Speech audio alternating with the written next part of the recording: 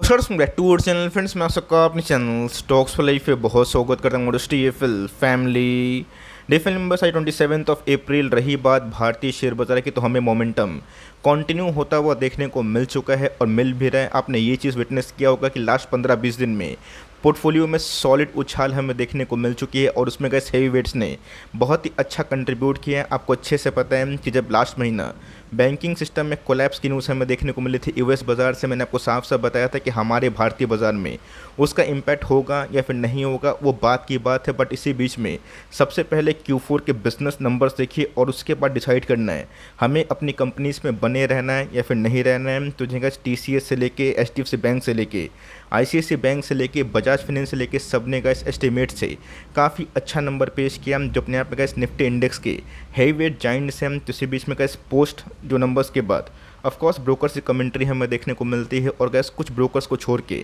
Maximum brokers काफ़ी bullish हो चुके हैं, जो एक समय काफ़ी बियरिश थे। और यही होता है बिकॉज स्टॉक मार्केट को सही से प्रेडिक्ट करना और बारिश कब होगी, मौसम कैसा होगा, इसको सही से प्रेडिक्ट करना सबकी बस की बात नहीं होती है। तो फटाफट यहाँ पे गैस कुछ अपडेट्स है जिसका पता आप सबको पहले से चलेगा, तो आपका जो मोरल है और जो कॉन्फिडेंस लेवल है वो काफ़ी हद तक बूस्ट रहेगा। चैनल फर्स्ट टाइम होंगे सब्सक्राइब कर सकते हैं इस तरह की क्वालिटी कंटेंट को सबसे पहले एक्सेस करने के लिए। Now without telling any for time let's begin. एक समय की बात की जाए, 2-2.5 महीना 3 महीने पहले की बात की जाए, बजाज फाइनेंस फॉलिंग नाइफ की तरह फॉल हो रहा था और गैस बहुत ही कम ऐसे लोग थे ना जो ये बिलीव करना छोड़ ही दिए थे कि बजाज फाइनेंस से फिर से बाउंस बैक होगा।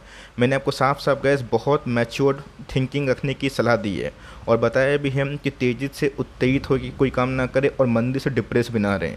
मार्केट है कभी भी पलट सकता है, चाहे वो ऊपर की तरफ या फिर नीचे की तरफ, लेकिन इसी बीच में गैस जो कंपनी आपकी अर्निंग शो कर रही है ना उस पर आप संदेह ना करें, बिकॉज बजाज फाइनेंस ने गैस जो क्वार्टर अपडेट दिया है और जिस हिसाब से गैस इनके साल ना ख़त्म होते हुए देखने को मिल रहा है, ये इतना सरप्राइजिंग मेरे लिए है जो मैं आपको बता नहीं सकता। बिकॉज यहाँ पे कुछ ऐसे पॉइंट्स हैं, कुछ ऐसे की पॉइंट्स हैं जिसका पता आप सबको ज़रूर होना चाहिए। महीना में अगर आप देखें कितनी नेगेटिव न्यूज़ आई दोस्तों ग्लोबल मार्केट से, बट उसके बाद क्या हुआ दोस्तों, बहुत सारे स्टॉक्स ने अच्छी खासी बाउंस बैक दी। और सबसे सरप्राइजिंग बात इधर पे ये है कि रेट हाइक का साइकिल दोस्तों अभी भी कंटिन्यू होता हुआ देखने को मिल रहा है और बैंकिंग स्टॉक्स ने और NBFC ने गैस अभी तक बहुत ही अच्छा परफॉर्मेंस दिया। यस, एक आध NBFC अभी परफॉर्म नहीं कर पा रही है, तो ऑफकोर्स गैस टाइम लगेगा। बिकॉज आपको अच्छे से पता है कि जब कोई इंडेक्स में सर्टन लेवल पे ब्रेकआउट होता है वहाँ पे गैस सबसे पहले लार्ज कैप परफॉर्म करते हैं, उसके बाद हमें मिड कैप और स्मॉल कैप में मोमेंटम बनता है। और ठीक है उसका उल्टा बेयरिश मार्केट में होता है, गिरावट सबसे पहले मिड कैप स्मॉल कैप में होती है और लार्ज कैप में सबसे बाद होती है।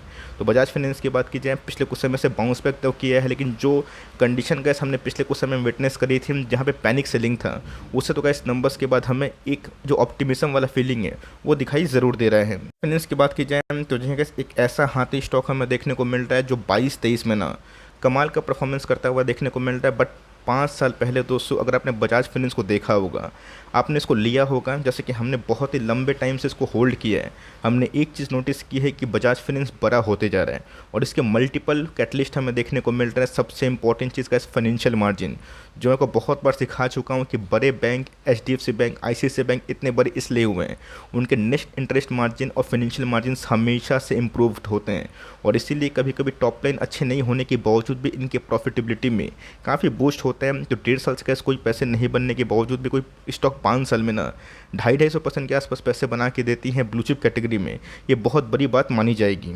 तो मैंने क्या बताया कि ब्रोकर की रिपोर्ट को अंधाधुन फॉलो नहीं करना है, हमें ना ब्लाइंड बुल बनना है ना ब्लाइंड बियर बनना है, हमें रियलिस्टिक मैन बन के काम करना है। यही दोस्तों बहुत सारे ब्रोकर्स हैं जो अपग्रेड किए थे, डाउनग्रेड भी किए थे।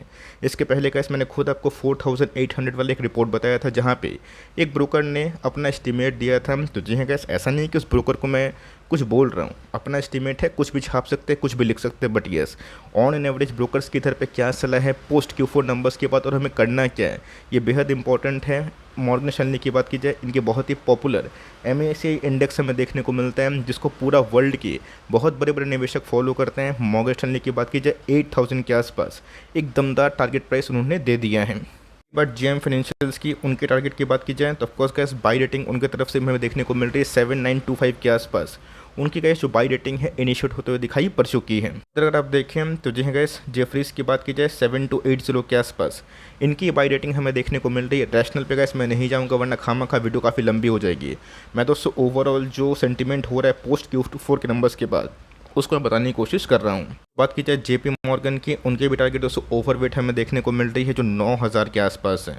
तो Morgan Stanley, JP Morgan, Jefferies जो अपने आप में गैस फॉरेन निवेशक हमें देखने को मिलते हैं, उनके तरफ से तो गैस जो रेटिंग हमें देखने को मिल रही है पोस्ट Q4 वो बहुत ही अच्छे और मजबूत दिखाई पड़ते हैं। ऐसे डोमेस्टिक ब्रोकर्स हैं जो गैस अभी भी उतना ऑप्टिमिस्टिक इस काउंटर में इस स्क्रिप्ट में नहीं है। कोटेक इंस्टीट्यूशनल इक्विटीज़ की बात की जाए, उनके टारगेट प्राइस की बात की जाए 6500 और उनके दोस्तों इधर पे जो रेटिंग है रिड्यूस होते हुए देखने को मिल रही है। ऑफकोर्स गैस मैंने क्या बताया कि ऐसा नहीं है कि सारे ब्रोकर्स जो बोल रहे हैं वही होगा और ये जो ब्रोकर बोल रहा है ये नहीं होगा, कुछ भी पॉसिबल हो सकता है। स्टॉक मार्केट को सही से प्रेडिक्शन करना और बरसात कब आएगी ये बता पाना बहुत ही मुश्किल वाली बात है। मैं जहाँ रहता हूँ दोस्तों, मैं जहाँ से वीडियो बना रहा हूँ, हाँ, वहाँ पे गैस सुबह तक एकदम धूप थी, कड़ी धूप थी।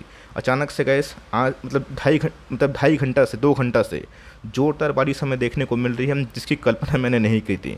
शाम को कुछ प्लान भी था जो कि नहीं हो पाएगा बारिश की वजह से। तो मैंने क्या बताया दोस्तों कि स्टॉक मार्केट को सही से प्रेडिक्ट करना कि ऐसा ही होगा और बारिश को सही से प्रेडिक्ट करना ऐसा ही होगा, ये बहुत बड़ी मूर्खता है और हमें गैस हमेशा जो रैशनल व्यू है ना इसको लेके चलने की और बढ़ने की आवश्यकता है। आपको याद होगा 2020 में जब कोविड की महामंदी हमें देखने को मिली थी और जब दोस्तों बजाज फाइनेंस को मैंने 2000 के नीचे कवर किया था, उस समय लोगों को क्या लग रहा था, मुझे गैस बहुत गालियाँ ही पड़ी थी। लोगों को लगा था कि 500, 1000, 1200 हो जाएगा। आपको दिखाई नहीं पड़ा कोविड है, एनपीए है, ये है। आरबीआई ने दोस्तों बहुत ही स्मार्टली सारे एनपीए को एब्सॉर्ब कर लिया। बेड बैंक की थ्योरी भी हमें देखने को मिली थी। बट दोस्तों इस क्वार्टर के नंबर्स के बाद पूरे ओवरऑल 22-23 में परफॉर्मेंस के बाद क्या इजाफा हमें देखने को मिलता है ये बेहद इंपॉर्टेंट है। बिकॉज अब तो गैस कोविड नहीं है, 2020-21 में लोन मोरेटोरियम का इशू था। 22 की बात की जाए आपको अच्छे से पता है कि रशिया यूक्रेन का मैटर शुरू हुआ था, बट 23 में हम लोग प्रवेश कर चुके हैं। इसी बीच में गैस कंपनी का मार्केट कैप 3.5 लाख करोड़ 4 लाख करोड़ के बीच में है। रही बात लाइफ टाइम हाई से डिस्काउंट प्राइस में अवेलेबल है। प्राइस ट्रेंडिंग की बात की जाए 32 के आसपास है। बहुत लोगों को महंगा लगेगा बट दोस्तों कोविड के टाइम में ना ये 20-21 के आसपास पी था जब पैनिक सेलिंग आई थी। हिस्टोरिकली अगर आप देखें तो 28-29 के पी पे रहता है। ऑफकोर्स प्रीमियम स्टॉक है तो प्रीमियम वैल्यूएशन में ट्रेड जरूर करेगा, लेकिन इसी बीच में इस क्वार्टर के एंड के बाद जो 4 क्वार्टर का रुझान हमें देखने को मिल रहा है, इनके दोस्तों ROE 17% से 23% के आसपास हो चुके हैं, जो बहुत ही कम NBFC में हमने विटनेस किया। बैंक NBFC का ROE हमेशा थोड़ा कम होता है, बट जिस बैंक NBFC का ROE 20% के ऊपर होता है वो कमाली कंपनी होती है। बिकॉज उनके अंदर हमें बिजनेस के पॉइंट ऑफ व्यू से काफ़ी ग्रोथ के संग जो प्रॉफिटेबिलिटी है वो बूस्ट होते हुए दिखाई पड़ जाती है। तो मैंने इतना लंबा चौड़ा आपको ज्ञान देने की कोशिश की कि मैंने क्या बताया कि आपको सिर्फ अगर ये लगता है कि मेरे चैनल से सिर्फ बाई कॉल मिलेगा, सेल कॉल मिलेगा, आप गलत जगह पे हैं। मैं दोस्तों आपको कन्विक्शन बिल्ड करने की सलाह देता हूँ और समझाता हूँ कि बिज़नेस को कैसे परखा जाए। मैं तो गैस वेट भी कर रहा था कि फर्दर और फॉल होगा तो मैं अकोमुलेशन करूँगा, बिकॉज मैं आज से अकोमुलेशन नहीं कर रहा हूँ, लंबा टाइम हो चुका है। तो यहाँ पे गैस क्या पॉइंट ऑफ व्यू है, अगर आप 17-18 में देखें ना, बजाज फाइनेंस गैस मात्र 12,000 करोड़ के आसपास सिर्फ रेवेन्यू करती थी। रेवेन्यू, जी हाँ दोस्तों, प्रॉफिट छोड़िए, रेवेन्यू करती थी।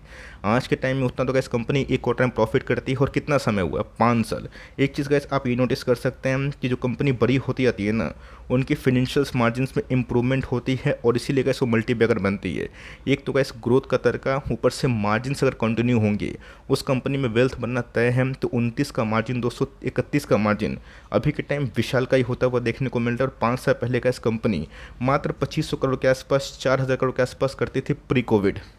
कोविड आया, कितना कुछ चेंज हुआ। लोगों को लगता है कि हमेशा बजाज फाइनेंस 40% के आसपास ग्रोथ करेगा। भैया बजाज फाइनेंस में ग्रोथ साइकिल तो ज़रूर रहेगा, बट 40% दोस्तों रियलिस्टिक व्यू नहीं है। 30% में रियलिस्टिक व्यू इसलिए नहीं है बिकॉज बजाज फाइनेंस आज को 40 करोड़ के आसपास की मार्केट कैप नहीं रही। 20% का CJ अदर से HDFC बैंक ने 20 साल में ना मनी कंपाउंड किया, पैसे 50 गुना 60 गुना किए।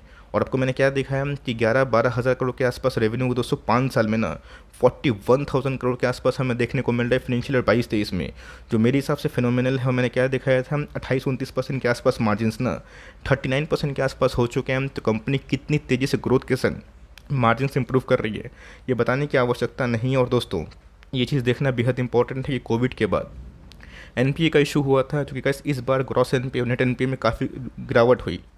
कंपनी ने गाइस हाईएस्ट एवर रेवेन्यू के संग हाईएस्ट एवर फाइनेंशियल मार्जिन और हाईएस्ट एवर प्रॉफिटेबिलिटी दर्ज करके दिखा दिया कि क्यों इस कंपनी में लाखों करोड़ों जो निवेशक है उनका भरोसा है और क्यों निवेशक इस काउंटर को गिरने का वेट करते हैं। सो मैंने क्या दिखाया और क्या बताने की कोशिश की, मैंने सिर्फ आपको ब्रोकर्स की रिपोर्ट बताने की कोशिश नहीं की, मैंने आपको एक कंडीशन दिखाई, एक पूरा इनका बैलेंस शीट दिखाया और ये बताया कि कंपनी में भरोसा नहीं है ना, आप खरीदेंगे इधर पे कल ये फिर गिर जाएगा तो आप बेच दीजिएगा। बट जिनको कॉन्फिडेंस है, जिन्होंने कहा एक बड़ा साइकिल देखा है, उनको पता है कि कंपनी चलती कैसे है। आज दोस्तों बहुत लोग एक नेगेटिव न्यूज़ का वेट कर रहे हैं बिकॉज निफ्टी 18,000 के आसपास है। नेगेटिव न्यूज़ तो आएगी, वो कब आएगा किस फॉर्म में आएगा किसी को नहीं पता। हो सकता है कि ये 200 का जो मूविंग एवरेज हम 6,300 नहीं तोड़ पाएँ और फिर से प्रॉफिट बुकिंग हो जाए। तो क्या नंबर्स ख़राब है? बिल्कुल नहीं। क्या निकल जाना चाहिए? बिल्कुल भी नहीं। अगर आपको नंबर्स पढ़ना आता है, नंबर्स जज करना आता है तो कंपनी के भागीदार बनते हैं। सिर्फ प्राइस देख के एक्शन करते हैं और 5700 पे लिए 6200 पे बेच दिए 500 का प्रॉफिट करके, तो ऑफकोर्स ये आपका पॉइंट ऑफ व्यू है, पैसे उसमें ही बनते हैं और पैसे लॉन्ग टर्म होल्डिंग में बनते हैं। बट दोस्तों आप किस कैटेगरी के इन्वेस्टर है पहले वो डिसाइड करिए, बिकॉज तेज़ी आ जाएगी, आपको अच्छा लगेगा, कल स्टॉक गिर जाएगा तो आप भाग जाएंगे। ऐसा काम ना करें, ऐसा काम गैस मैं खुद नहीं करता हूँ, आपको सलाह भी नहीं दूंगा। ऑल वजह में अच्छी खासी वॉल्यूम इजाफा देखने को मिला और एक समय गैस ओवर सोल्ड से हमें अच्छी खासी बाउंस बैक देखने को मिल चुकी हैं। तो बोलेंगे कि सर फिर से गिरा दो 5500 के आसपास 5700 के आसपास, मैं फिर से परचेज़ कर लूँ। ऑफकोर्स गैस वो किसी को बोल के नहीं आता है। क्या पता कि मार्केट में फिर से एक मंदी का सैलाब आ जाए, एक नेगेटिव न्यूज़ आ जाए तो फिर से जो स्टॉक्स भागे वो गिर जाएंगे। बट कंपनी ने जो नंबर पेश किया ना, मैं एक ही बात बोलूँगा कि आपके पोर्टफोलियो में दम है, आपका पोर्टफोलियो और ग्रो हो सकता है। आप अगर और पैसे लगा सकते हैं तब इसमें एसआईपी करिए। अगर आप अंडर एलोकेटेड हैं, ओवर एलोकेशन में अगर 15-20% 30% लगाते हैं कि स्टॉक में ना, वो बिल्कुल भी सही बात नहीं है। नंबर्स का मेरे हिसाब से बहुत ही अच्छे हैं और इसको ऑफकोर्स 6,300 के आसपास एक जो ब्रेकआउट लेवल है उसको तोड़ के हम 6,500 के आसपास रिट्रेस करने की आवश्यकता है। तभी जाके हम लोग ये सोचेंगे कि आने वाले 6 महीना में इसका प्राइस फिर से लाइफ टाइम हाई के पास जाएगा।